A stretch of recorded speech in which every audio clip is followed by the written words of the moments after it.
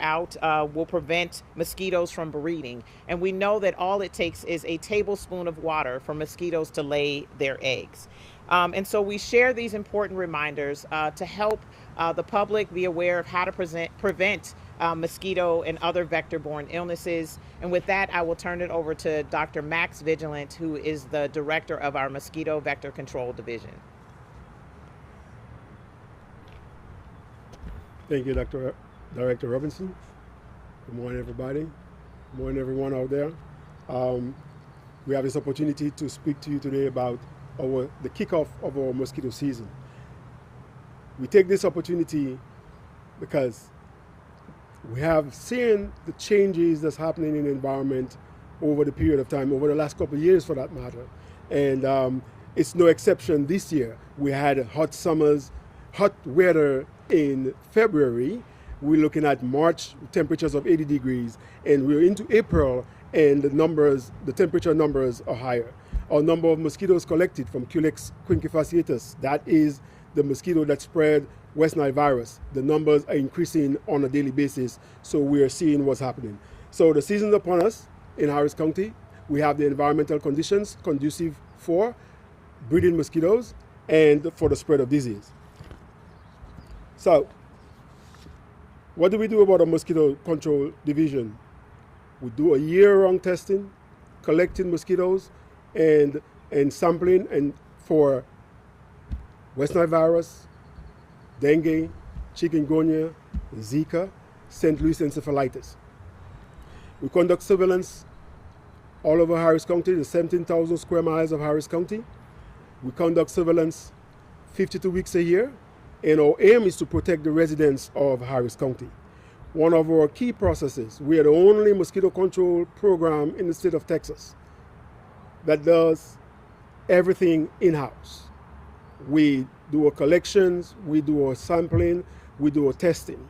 And thank you, Director Barbie, and the Finance Division, and our county commissioners for approving our test platform. We are moving from ELISA, which is the enzyme-linked immunoassay test, to qPCR, which puts us ahead of everybody now in terms of testing mosquitoes. We have 5 times more sensitive opportunity to test West Nile, St. Louis encephalitis, dengue, chikungunya, Zika, and malaria should the situation come up.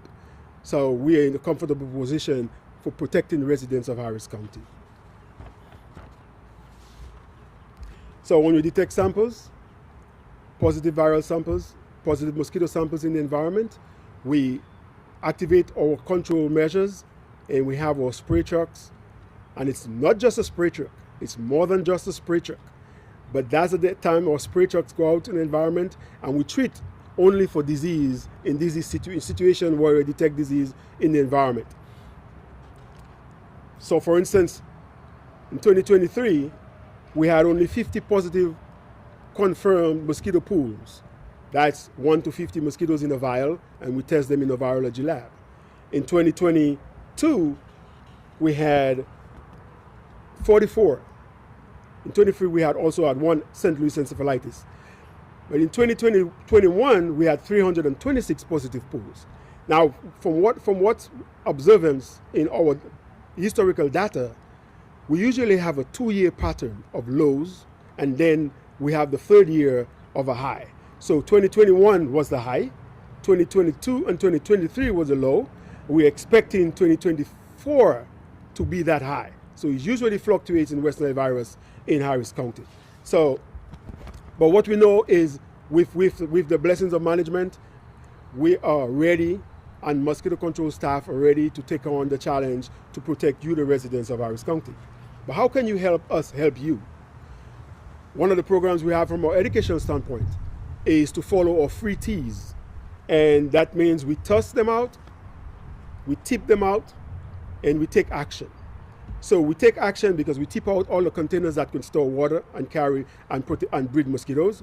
We toss out all the debris from our yard, from the tires, the buckets, the unused refrigerators, and containers that can collect mosquitoes. Like Director Robinson said, it only takes from a teaspoon to an ocean, and we can breed mosquitoes. take action. Take action by using repellent, an EPA-approved repellent, to ensure that it said EPA registered, EPA-approved repellent. Wear clothing, protective clothing, so you can protect yourselves while we do the work in the environment to protect you, the public, from any vector-borne diseases.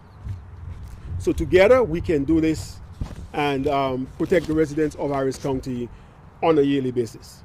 If you want to learn about Harris County operations, we can go to our website at hcphtx.org/MC for mosquito control, and you'll see all the operations that takes place there at for mosquito control. Remember, we're not just only a spray truck. We are more than a spray truck. We have a whole set of programs going on that we continue to present to protect residents of Harris County. And with the support of management, with support of the division and commissioners, we will continue to protect you, but you have to help us help you by keeping your surroundings as clean as possible, emptying the water containers, and protecting yourself while we do the measures for larval control, adult control, and testing to ensure that residents of Harris County are protected on a daily basis. With that, thank you.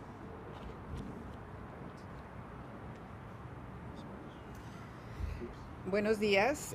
Yo voy a hacer las palabras de la directora Barbie Robinson, así como del doctor Vigilance, para nuestros medios de comunicación en español. Estamos muy agradecidos de que estén aquí y que podamos compartir esta importante información porque es el comienzo de la temporada de mosquitos.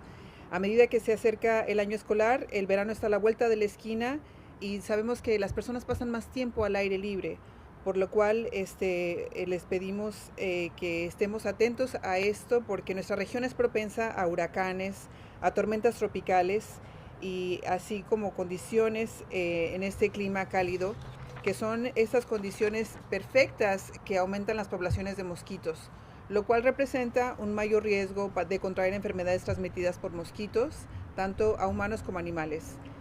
Se calcula que alrededor de 1 millón de personas en todo el mundo mueren por enfermedades transmitidas por mosquitos cada año. Si bien la mayoría de estas muertes y casos ocurren en otros países, también en el condado Harris tenemos las especies de mosquitos que transmiten enfermedades y que ocasionalmente pueden causar la muerte. Entre el 2017 y el 2022 se reportaron más de 680 casos de enfermedades transmitidas por vectores en el condado Harris. En este periodo, 3 de las enfermedades más prevalentes incluyeron el tifus, la malaria y el virus del Nilo Occidental. Estas 3 enfermedades comprenden el 75% de los casos de enfermedades transmitidas por vectores en el condado Harris. En el 2023, en el condado Harris se reportaron 38 casos de enfermedades transmitidas por mosquitos, lo cual incluyó malaria, dengue y el virus del Nilo Occidental. De estos casos, 32 fueron de malaria, 4 de dengue, los casos de malaria y dengue fueron adquiridos por personas que viajaron a otros países y 2 de esos casos del virus del Nilo Occidental fueron adquiridos localmente. Nuestra división de control de mosquitos y vectores trabaja todo el tiempo para prevenir y controlar las enfermedades transmitidas por mosquitos. Realiza una serie de funciones para mantener a las personas que viven en nuestro condado a salvo de estas enfermedades. Esto incluye monitoreo de las poblaciones de mosquitos, educación, investigación y utiliza lo último en tecnología para prevenir y controlar las enfermedades que estos vectores puedan transmitir en nuestra comunidad. Este enfoque proactivo ayuda a prevenir los brotes y a controlar la propagación de enfermedades. Nuestro equipo de control de mosquitos utiliza las herramientas más recientes para ayudar a estos esfuerzos. Lo que trabajamos todo el año para recordarle al público que la herramienta de prevención más importante que tenemos son los miembros de la comunidad. Por lo tanto, les pedimos que sean proactivos y que practiquen medidas preventivas como usar mangas largas y pantalones cuando estén al aire libre siempre y cuando sea posible, aplicar un repelente aprobado por la Agencia de Protección Ambiental, aplicarlo a toda la piel expuesta, eliminar cualquier agua estancada acumulada en los exteriores de su hogar y vaciar todos los recipientes que contengan agua estancada, ya que estos se convierten en lugares ideales para la proliferación y el criadero de mosquitos. Recuerde que solo se necesita una cucharada de agua para que ciertas especies de mosquitos depositen ahí sus huevos y se reproduzcan. Compartimos estos importantes recordatorios con el público y la comunidad del condado para asegurarnos de que todos nos mantengamos a salvo y entre todos nos podemos proteger durante la primavera y el verano. Y voy a proceder a decir las palabras del doctor Max Vigilance, que también nos explicaba que con los meses más cálidos de marzo y febrero podemos ver un incremento en la población de mosquitos, lo cual significa que podemos esperar que estas aumenten y con ello el riesgo de que aumenten las enfermedades que ellos transmiten. El control de mosquitos y vectores lleva a cabo un monitoreo durante todo el año para monitorear las poblaciones de mosquitos y prevenir las enfermedades que estos puedan transmitir. Tenemos un laboratorio interno que detecta el virus del Nilo Occidental, encefalitis de San Luis, Zika, dengue y chikungunya.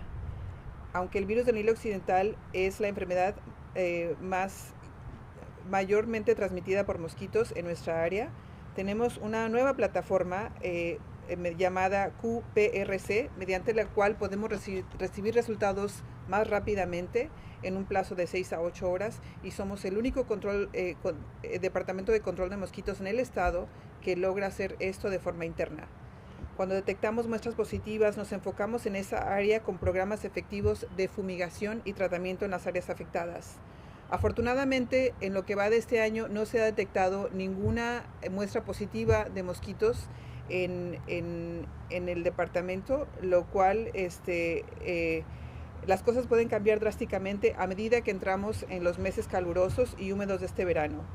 En el 2023 se detectaron 50 muestras positivas del virus del Nilo Occidental en mosquitos, una de encefalitis de San Luis, y en el 2022 se confirmaron 44 muestras positivas del virus del Nilo Occidental.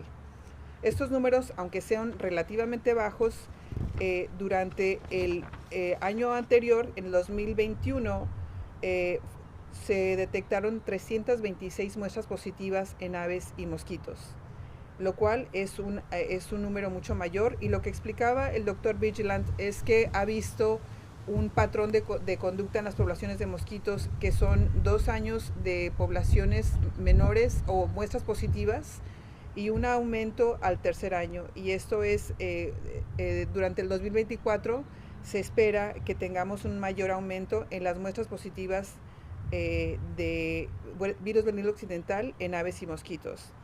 Les pedimos a los miembros de la comunidad, tanto la directora Robinson como el doctor Vigilant, que nos ayuden a combatir el problema de las enfermedades transmitidas por mosquitos, haciendo su parte, tomando pasos muy sencillos que cualquiera de nosotros puede hacer en nuestro hogar, que es vaciando cualquier recipiente que pueda contener agua estancada, desechando cualquier artículo que pueda crear mosquitos como llantas viejas, cubetas o juguetes que puedan acumular agua, ya que los mosquitos se reproducen en el agua estancada, y que tome medidas para protegerse utilizando repelente registrado por la Agencia de Protección Ambiental cuando esté al aire libre.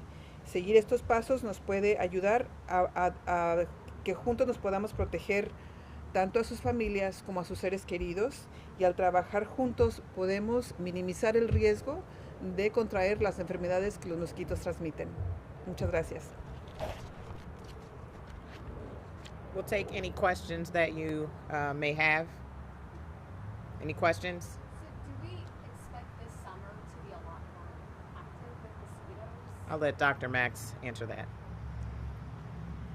That is an expectation, considering the period of increased temperatures that we have in the time that it started. So we have, like I said earlier, we had hot temperatures in February. We have been at a constant almost 80s in March, and now in April, with the rains coming in, with the temperature, with the environmental conditions, I'm expecting an increase in amount of mosquitoes for the season. like West Nile virus as well? You had mentioned briefly like there's a fluctuation period in 2024. This year is supposed to. You guys are expecting like a surge in these mosquito-borne illnesses. Is that correct? This is the expectation. Like I said, we usually have the 2-year hiatus, and then we have an increase. With our current platform, testing with qPCR, this is the gold standard for testing worldwide. We're expecting the numbers to increase. We're expecting to be able to more proactively monitor the environment and on a high level, innovative level of testing.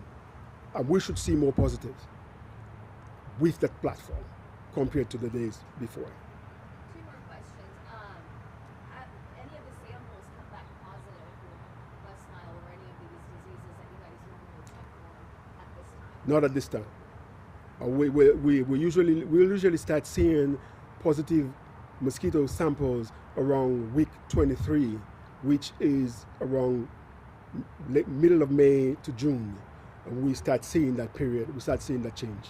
But considering the temperature again, considering that it's hotter than normal, and we're looking at probably another hot summer again, this might happen earlier. It has happened before, but usually week 23, 22, 23, we see the first sample positive. And how concerned should the community be? Or if they take these preventative measures, will that keep them safe? Or That's why we're asking people to exercise the 3 T's I mentioned. Clean around your property, wear an EPA approved repellent when you're outdoors. Help us help you. But our task is to do the major part, the major lifting. We'll go out there, we'll sample the environment, we collect the mosquito samples, bring them in, identify them, test them, and we find positive, we treat.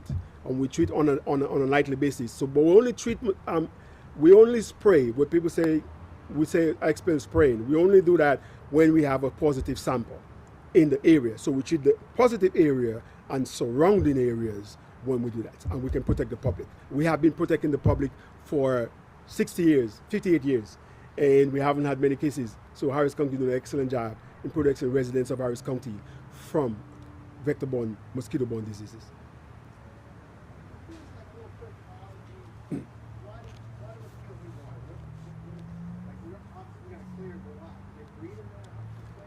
Yeah, so that's the life cycle is water.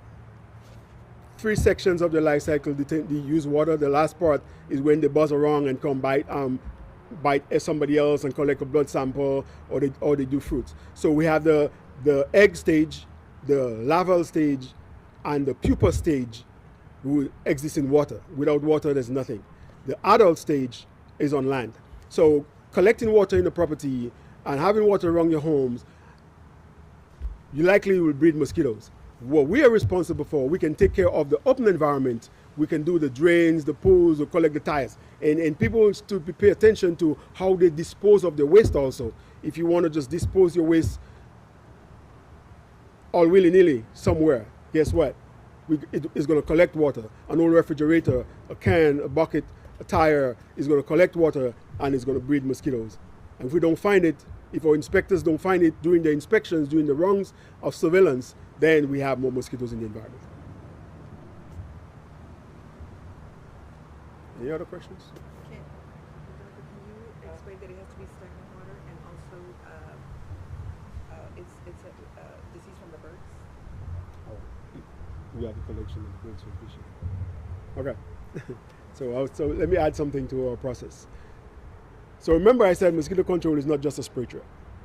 People are looking forward to a spray truck going down the road, belching out white smoke as protection for treatment. We also have other sections. And one of the sections that we monitor the environment is the avian population, the bird population. So mosquito have for West Nile virus, St. Louis encephalitis, the cycle is through mosquito, birds, and humans. So we monitor our bird population, we set traps every day, we collect samples, blood samples, come to the laboratory, test them, and ensure that they are negative for any vector-borne disease. We also collect dead birds, and the public is encouraged to call in, and we can go to our 311 portal and also report our report dead birds, we'll get the information here, we'll collect the dead birds, and we'll test them for West Nile virus. So it's for the mosquito, bird, human cycle that it is spread. Just wanted to put that on there. Well, the bird sucks blood from the mosquito, and you get a virus from the mosquito because the bird carries the virus. The mosquito sucks blood from the mosquito, from the bird, and transmit it to humans, right? So because West Nile virus will be in the bird. So you see one of the robins, you have blue jays, they carry West Nile virus. A mosquito will take a blood sample from a bird and transmit it to humans when they bite them. Thank you all for coming out. At this time, this concludes our press conference. And as Dr. Mack says, please stay vigilant. We expect an active season. Thank you.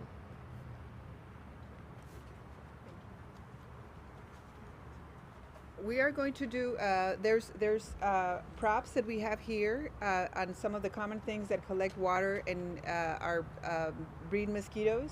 And we also have some traps set over at the yard area that would be a common place where our residents would accumulate water inadvertently and inadvertently breed mosquitoes. Yes.